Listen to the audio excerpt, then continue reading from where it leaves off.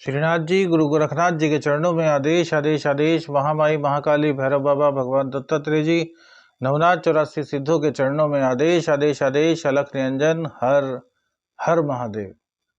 आज बात करेंगे मंगल राशि परिवर्तन, सिंह राशि, मंगल राशि परिवर्तन, कन्या राशि। तो भैया, जो मास का ट्रांजिट हुआ है उसके अकॉर्डिंग सिंह राशि पर और कन्या राशि पर क्या प्रभाव पड़ेगा, इसी पर बात करेंगे। मंगल राशि परिवर्तन प्रभाव। तो सबसे पहले सिंह राशि की बात करते हैं। सिंह राशि देखिए, बहुत ही अच्छी राशि कही जाएगी, बहुत ही प्यारी राशि है। ऐसे लोग बड़े ब्रेव होते हैं। ये लोग अपने पर किसी का भी आधिपत्य स्वीकार नहीं करते, क्योंकि सिंह शेर जंगल का राजा होता है, तो इनको भी राजा की तरह ही रहना बहुत ज्यादा प्रिय होता है। ये अपने पराक्रम के दम पर अपना भाग्य का निर्माण करते हैं। और बुद्धि इतनी तेज कि देखिए, शेर के अंदर बुद्धि होगी तभी तो वो जंगल का राजा बन पाएगा और अपने आप को स्थायित्व वहां पर प्रदान कर पाएगा। तो बुद्धि इनकी बड़ी प्रखर होती है। अपनी बुद्धि के बल पर जहां इनकम करते हैं वहीं अपनी धन संपदा को जोड़ते हैं। भूमि भवन वाहन सभी चीजों का सुख ये भोगते हैं। पराक्रम इनमें कुट कुट करके भरा होता है। जो वृश्चिक या फिर मेष राशि के लोग होते हैं उनसे इनकी काफी बनती है। अब मंगल राशि परिवर्तन की बात करें तो भैया, मंगल देव आपके चतुर्थ भाव में आए हैं, जिन पर की सूर्य और शनि और राहु दोनों की ही दृष्टि रहेगी। तो चतुर्थ भाव में अपनी ही राशि में जब सूर्य और मंगल बैठेंगे, उनके साथ सूर्य और बुध विराजमान रहेंगे, तो सबसे पहले तो ये आपके सुखों में कुछ ना कुछ कमी करेंगे। क्योंकि मंगल विच्छेदात्मक ग्रह हैं, सूर्य भी विच्छेदात्मक ग्रह हैं, लेकिन मंगल देव अपनी ही राशि में हैं, तो ये आपको सुख प्रदान करने की पूरी कोशिश करेंगे। आपको अपने अंदर ईगो नहीं होने देनी, क्योंकि सूर्य देव चतुर्थ स्थान में बैठ करके कहीं ना कहीं आपके सुखों की ईगो आपको याद दिलाएंगे बार बार, और वही आपके जीवन में दुख का कारण ये 45 दिनों में 28 दिसंबर तक बन सकता है। घर में अशांति आपको नहीं होने देनी, घर में कलह का माहौल आपको नहीं बनने देना, क्योंकि मंगल देव आपको पूरा सपोर्ट कर रहे हैं। सब आपकी बातें मानेंगे, आपका पराक्रम बढ़ेगा, आपका यशोगान इस गोचर काल के दौरान होगा। लेकिन सूर्य देव यहाँ पर बैठ करके थोड़ा उठापटक करेंगे, जैसे कि घर से दूर रहना या फिर काफी बिजी रहना, अर्थात घर का सुख नहीं मिलने देंगे। लेकिन मंगल देव चाहेंगे कि आप घर पर सुख लें। तो इन्हीं दोनों बातों के बीच आपके बीच में टेंशन होगी कि सुख प्राप्त करें या ना करें। तो हम यह कहते हैं कि यदि काम है तो आप घर के सुख को छोड़ करके अपने काम पर पूरा ध्यान दें, चाहे उसके लिए 2 दिन घर से बाहर रहना पड़े, 3 दिन घर से बाहर रहना पड़े। लेकिन यदि काम नहीं तो बेमतलब में आप घर से बाहर ना रहें। तो दोनों ही ग्रहों का जो स्वभाव है वो आप पूर्णतः पूर्ण कर देंगे और आपको यहाँ पर किसी भी तरह की कोई दिक्कत नहीं आएगी। राजनीति में आप हैं तो राजनीति में ये आपके वर्चस्व को बहुत ज़्यादा बढ़ाने वाले हैं। आपका राजनीति में कद बढ़ने वाला है। किसी भी तरीके से राजनीति में आपको कोई प्रॉब्लम नहीं आने देंगे। वहीं आपका व्यापार संबंधी कोई भी आपकी दिक्कत थी तो उस दिक्कत को मंगल देव पूर्ण रूप से दूर कर देंगे। हाँ, माँ का स्वास्थ्य थोड़ा खराब हो सकता है, पिता के स्वास्थ्य में भी थोड़ी खराबी हो सकती है, तो उन दोनों की सेहत का आपको ध्यान रखना होगा। वहीं यदि आप हार्ट पेशेंट हैं, आप बीपी के पेशेंट हैं, तो थोड़ा सा अपना आप ख्याल रखिए, क्योंकि यहाँ पर ये दिक्कतें बढ़ा सकते हैं। कि सूर्य और मंगल है, उस पर शनि और राहु की युति है, तो चतुर्थ भाव पीड़ित होगा शनि और राहु की दृष्टि की वजह से। तो घर में कलह का माहौल, माँ का स्वास्थ्य खराब या फिर पिता का स्वास्थ्य खराब, इस तरह की दिक्कतें आपको कहीं ना कहीं झेलनी होंगी। लेकिन शनिदेव की दृष्टि जो है वो आपके भाग्य भाव पर भी होगी, तो भाग्य आपका अप रहेगा, इसी कारण आपका वर्चस्व बनेगा। और यदि आपने घर की कलह को कंट्रोल कर लिया, फिर आपके लिए किसी प्रकार की कोई दिक्कत यहाँ पर नहीं होने वाली। भैरव बाबा की शरण में रहिए, भैरव बाबा की पूजा आराधना करेंगे तो आपको और ज़्यादा लाभ मिलेगा। क्योंकि भैया, राहु आपके अष्टम में आ गया है, तो आप साधनाओं से इस वक्त जुड़ेंगे और भैरव बाबा की आप भैरवाष्टकम करते हैं, भैरव बाबा की पूजा आराधना करते हैं, तो आपके सभी कष्ट दूर हो जाएंगे। क्योंकि राहु की दृष्टि से जो मंगल पर विपरीत प्रभाव पड़ेगा चतुर्थ हाउस पर, वो आपका समाप्त हो जाएगा। मंगल की चतुर्थ दृष्टि पड़ेगी आपके दाम्पत्य जीवन पर। तो यहाँ पर भैया दाम्पत्य जीवन में भी आपके दिक्कत, कलह का माहौल, इस तरह की स्थितियां दिखाई देंगी। क्योंकि मंगल की दृष्टि शनि पर है, तो यहाँ पर कुछ ना कुछ विस्फोट, कटना, जलना, इस तरह की दिक्कतें दिखाई देती हैं।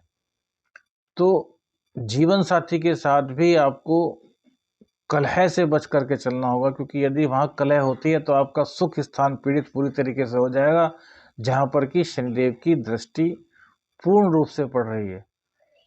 बता रहे हैं कि कहाँ कहाँ दिक्कतें हैं और उन दिक्कतों को दूर करके कैसे आप अपने जीवन को सुखमय बना सकते हैं। अर्थ की बात करें, आर्थिक स्थिति की बात करें, तो वो कहीं भी गड़बड़ नहीं हो रही, लेकिन मानसिक रूप से कलह के कारण आपको परेशानी का सामना करना पड़ेगा। इसके बाद सप्तम स्थान, सप्तम दृष्टि इनकी आपके दसम भाव पर पड़ेगी, तो दसम भाव पर पड़ने से आपके व्यापार को बढ़ाएंगे, आपको राजनीति में वर्चस्व दिलाएंगे, आपको हर तरीके से बिजनेस में लाभ ये दिलाएंगे। लेकिन साझेदारी का आपका बिजनेस है तो उसमें भैया आपको दिक्कत का सामना करना पड़ सकता है, पार्टनर से आपको धोखा मिल सकता है।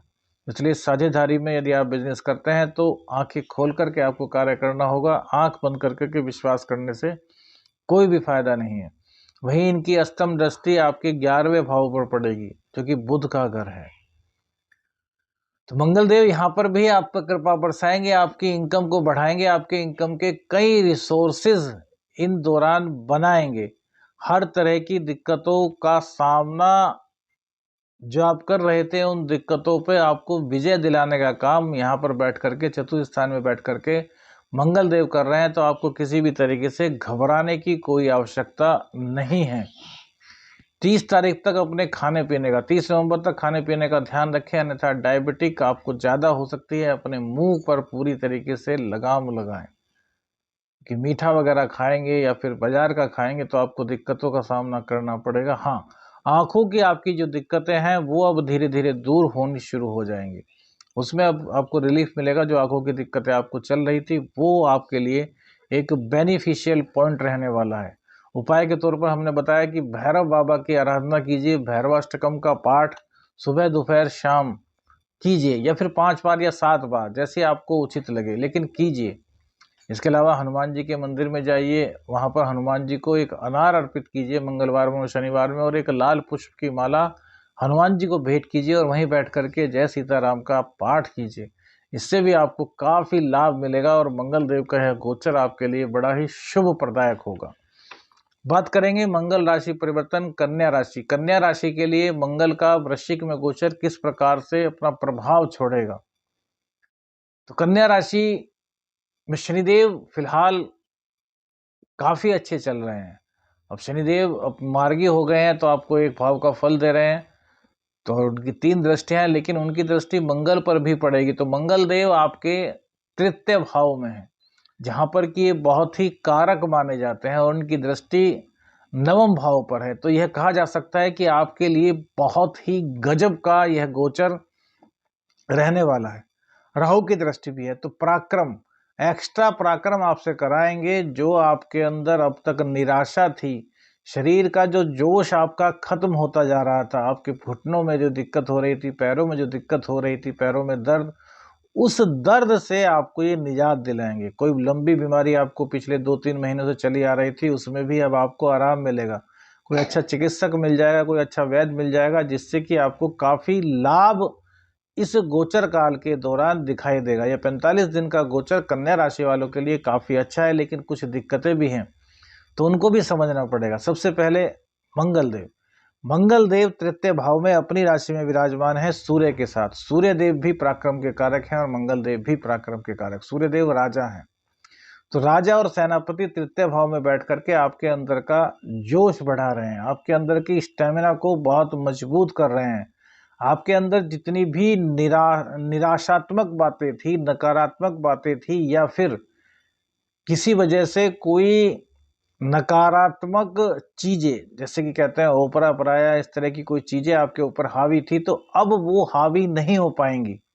क्यों? क्योंकि आपके सूर्य और मंगल तृतीय भाव में मजबूत स्थिति में बैठेंगे।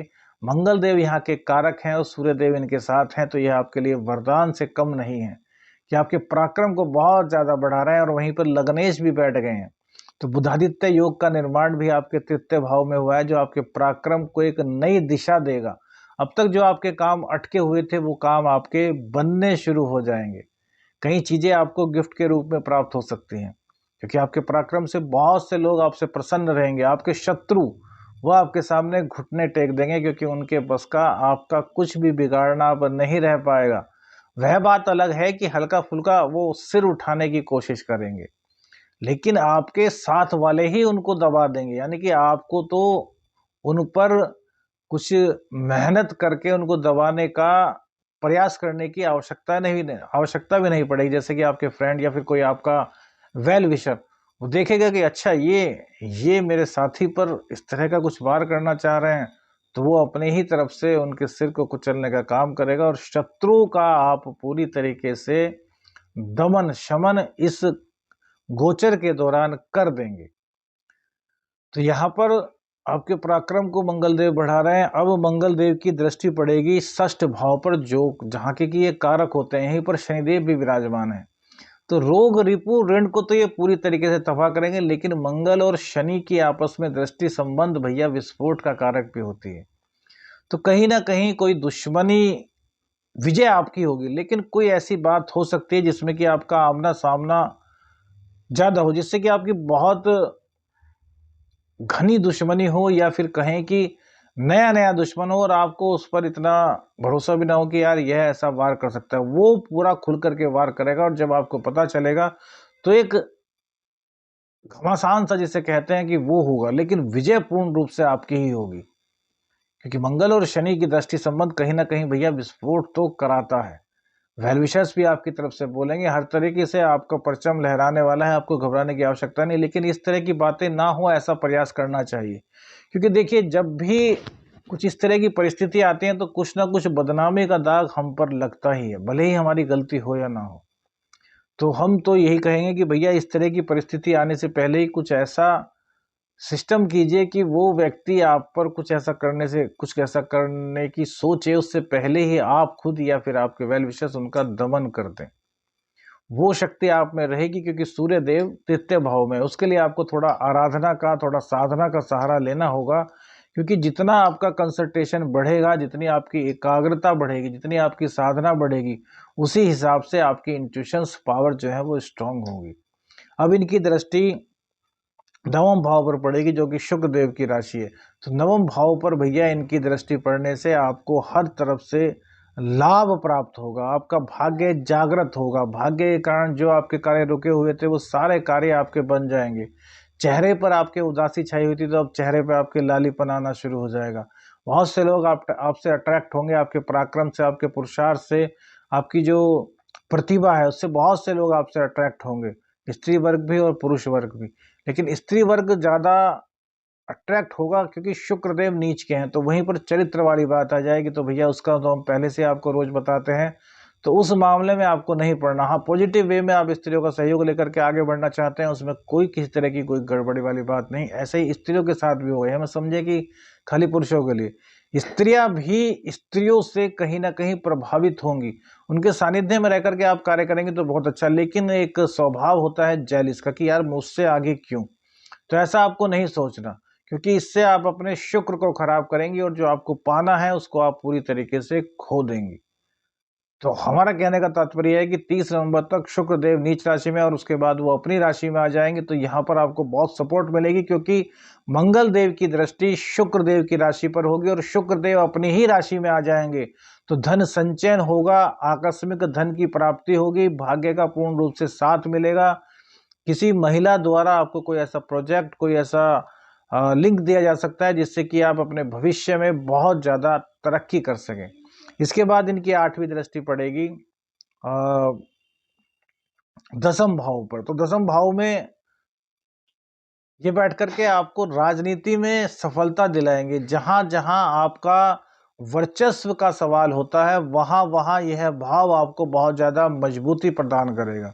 अब राहु की और शनि की दृष्टि है, इसके लिए क्या करें, तो भैया भैरव अष्टकम का पाठ हम आपको बता चुके हैं, या फिर एक महिषासुर मर्दनी स्तोत्र होता है, महिषासुर मर्दनी स्तोत्र को आप सुने या फिर उसका पाठ करें, तो इससे क्या होगा कि आपकी जो पराक्रम शक्ति है वो बहुत ज़्यादा बढ़ जाएगी, और किसी भी प्रकार का कोई भी अटैक हो, आप उसको न सिर्फ झेल पाएंगे वरन उसको वापस करने की क्षमता भी आपके पास आ जाएगी। अर्थात अगर आपको कोई आप पर इस तरह का वार करता है जिससे कि आपको परेशानी हो, तो आप उस वार को रोकेंगे ही नहीं, वरन उस वार को उल्टा उसके ऊपर भेज देंगे, जिससे कि वो इतना चोटिल या फिर इतनी दिक्कत में आएगा कि उसको समझ ही नहीं आएगा कि यार हुआ क्या। तो भैरवाष्टकम का आप पाठ कर सकते हैं, या महिषासुर मर्दनी स्तोत्र का आप पाठ कीजिए। इससे आपके जो मंगल और शनि के कारण दिक्कतें बनने वाली हैं, वो दिक्कतें आपकी पूर्ण रूप से दूर हो जाएंगी। इसके अलावा मंगल और शनिवार में हनुमान जी के मंदिर में जाइए, हनुमान जी की मूर्ति की प्रदक्षिणा कीजिए, या फिर मंदिर की प्रदक्षिणा कीजिए, और हनुमान जी को गुलाब के फूल की माला अर्पित कीजिए। और थोड़ा यदि आपके पास टाइम की उपलब्धता है तो हनुमान जी को मंगल या शनिवार में चोला जरूर चढ़ाइए। 28 दिसंबर तक जितने मंगलवार या शनिवार पड़ते हैं, यदि आप चोला चढ़ाते हैं तो बजरंग बली की कृपा आप पर बनेगी, श्री राम माँ सीता की कृपा आप पर बनेगी, और आपके सभी कार्य बन जाएंगे। सबसे बढ़िया स्थिति कन्या राशि में यह रहने वाली है, क्योंकि दो दो कारक स्थान को देख रहे हैं। तृतीय स्थान में बैठेंगे जहाँ के एक कारक हैं, फिर इनकी दृष्टि छठे स्थान पर पड़ेगी जहाँ के एक कारक हैं। तो आपके पराक्रम को, आपके दम खम को ये बढ़ाने वाले हैं। जो लोग फौज में हैं, जो लोग पुलिस आदि में कार्य करते हैं, उनके जोश में आप देखेंगे कि बहुत ज़्यादा तरक्की होगी, उनके अंदर एक पावर का निर्माण होगा। और जो आम व्यक्ति हैं वो भी यह महसूस करेंगे कि यार हाँ, पहले से हमारा शरीर काफ़ी मजबूत हुआ है, हमारे अंदर जो नकारात्मकता थी वो नकारात्मकता हमारी दूर हो चुकी है, और अब हम वो सब कार्य कर सकते हैं जिसके बारे में पहले सोच भी नहीं सकते थे। तो आपके लिए मंगल का गोचर बहुत ही शुभ है। जो उपाय बताए हैं वो कीजिए। अलख आदेश, अलख निरंजन।